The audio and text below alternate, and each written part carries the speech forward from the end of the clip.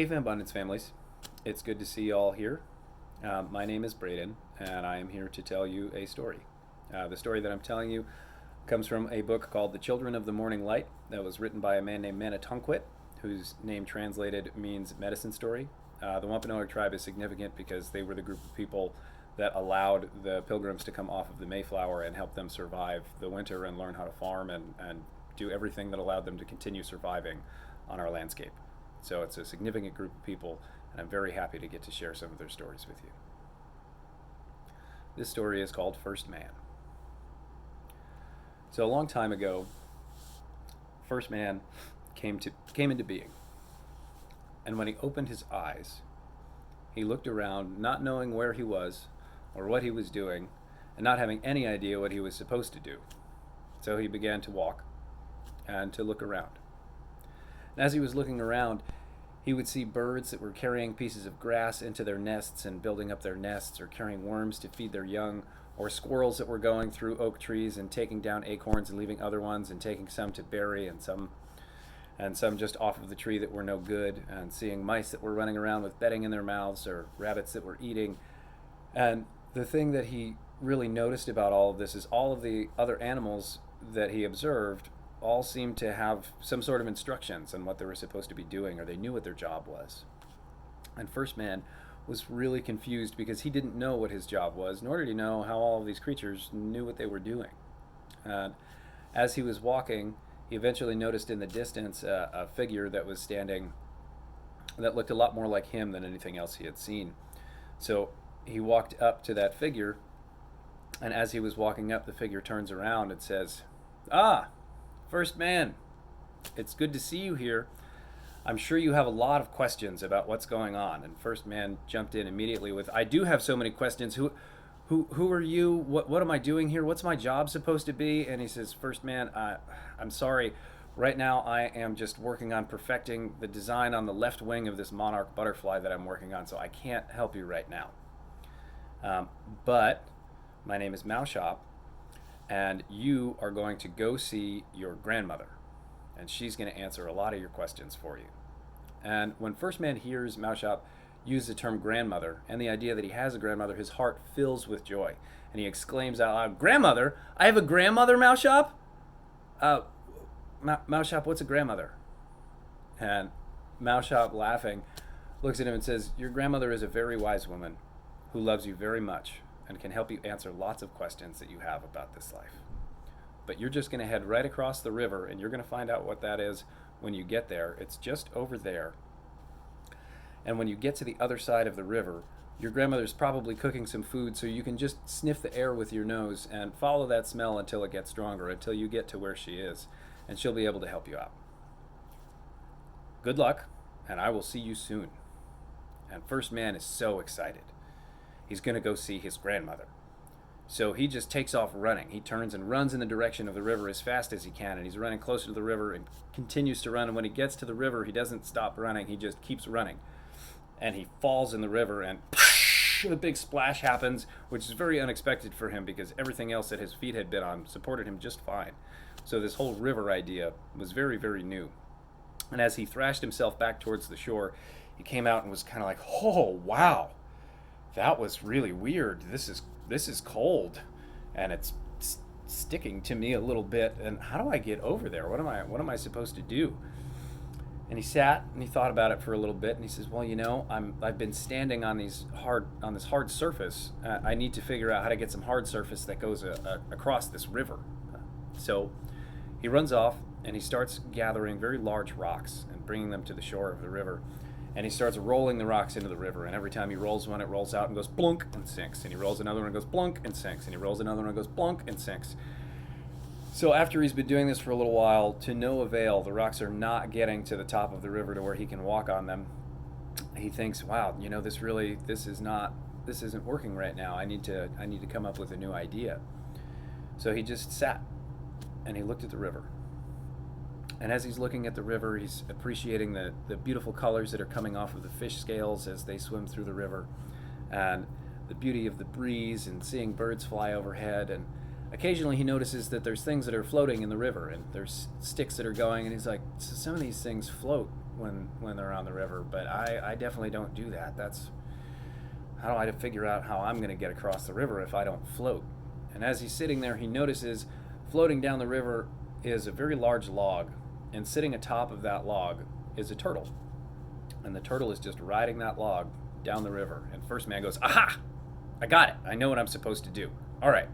So he runs off into the woods, and he's looking at all the trees and the vines that are holding them together and all of the different things, and he grabs a big log and he drags it down to the river, and he sets the log down, and he sits his body on the log and pushes himself off, and he makes it a little bit into the river before he just turns and falls over sideways and is back in the water, and the water washes both him and his log back to the shore.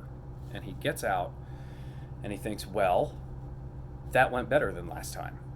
I made it further out. I could tell that I was floating. I need to do more of this. I need more of these. So he runs off into the woods and he grabs another log. He sets up his 2 logs and he sits them down and he straddles the 2 logs and he pushes himself off into the river, and he gets even further this time.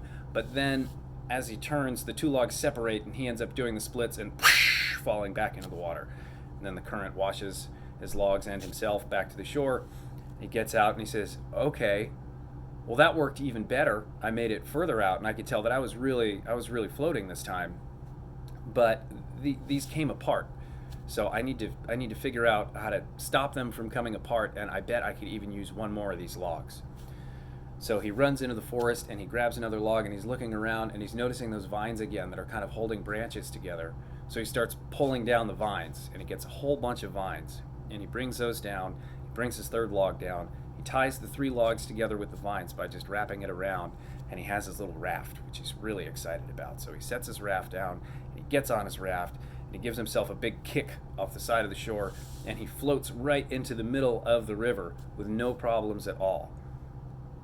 Unfortunately, the current of the river pushes his raft back to the shore, and he's again where he started, but he didn't fall in this time.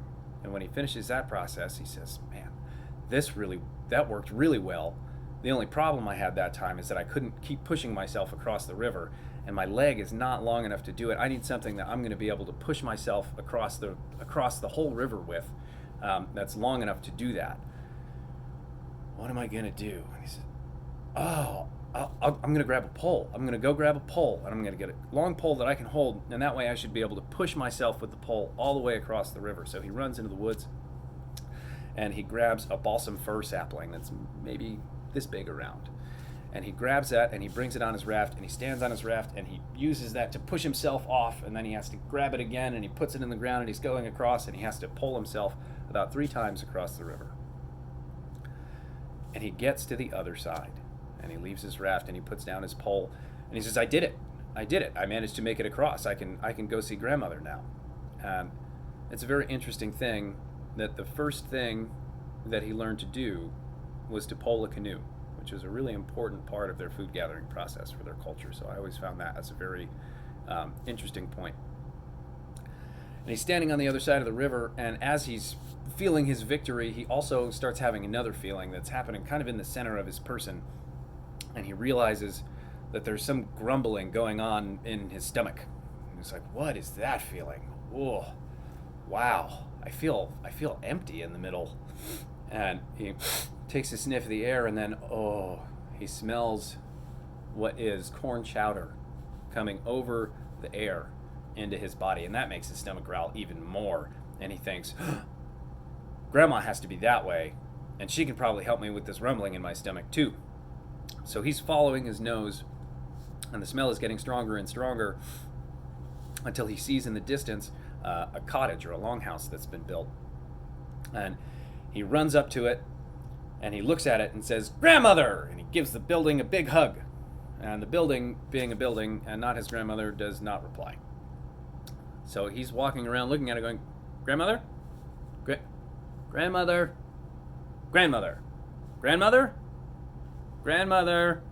And as he's doing that, walking around the building, eventually he gets to the front door and he says, Grandmother? And then the door opens and a woman appears to him and says, Oh, hello, grandson. It is good to see you. I bet you have many, many questions for me, but you must be very hungry. And First Man says, Grandma, I just got here and I don't know what I'm supposed to be doing, and I'm trying to figure out what I'm supposed to be doing, and Mouse Shop told me to come see you. And she says, shh, First Man, just before we get into any of that, I would like you to sit down and have some food so we can take care of that rumbling in your belly. And he says, oh, how did she know? And he sits down and he starts eating his bowl of corn chowder, which is delicious. It's his first food. And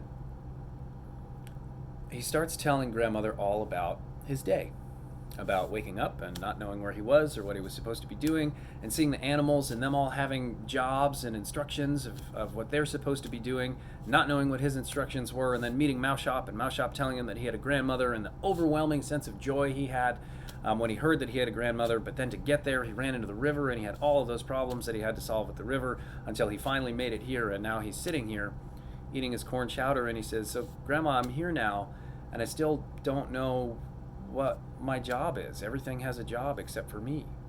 And his grandmother looks at him and says, well, First Man, you've answered your own question.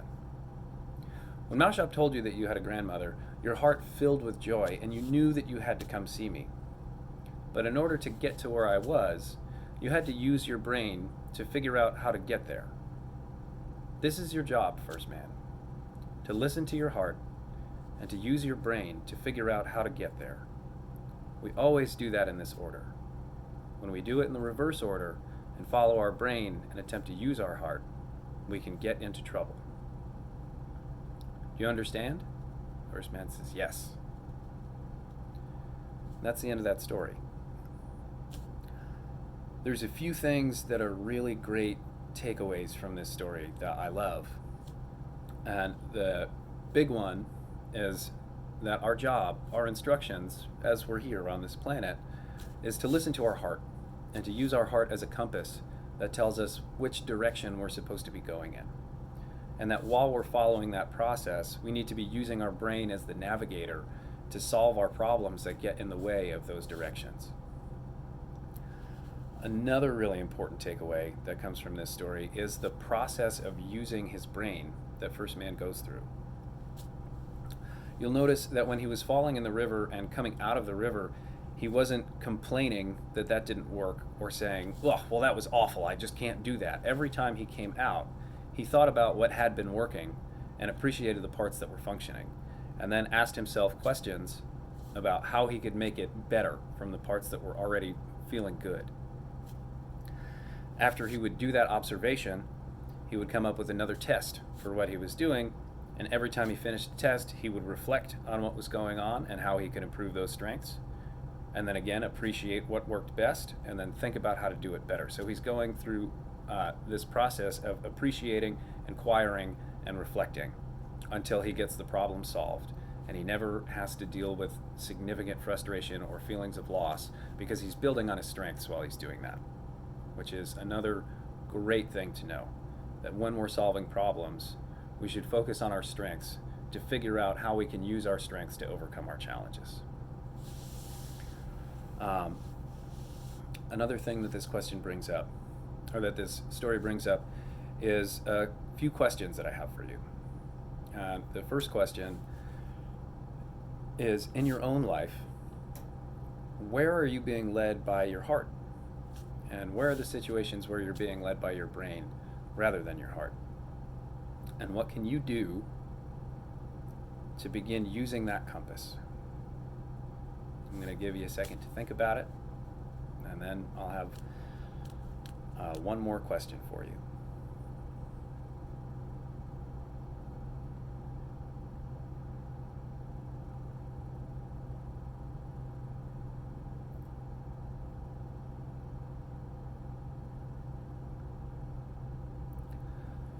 The second question that I have for you is that when we look at the story, First Man was committed to learning what his job was.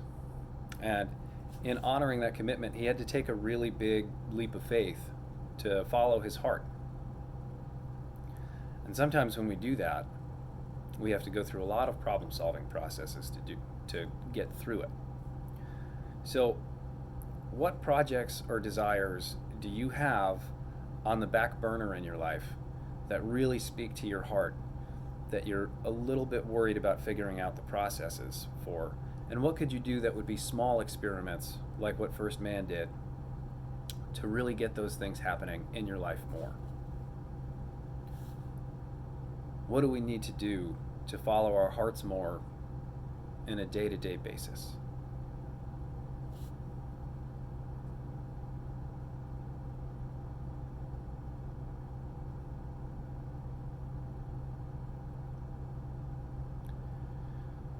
Okay, that's all I got for you for this one. Thank you so much for listening. These stories are really important to me. I hope they're really important to you. I hope that you can learn as much from them as I have in my life.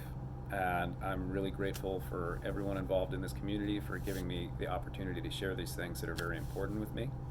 And I want to give an appreciation to every family involved in this community for committing to making their family the best thing that they can, because that's what we need. We need good families. Thank you all, and I'll see you again soon.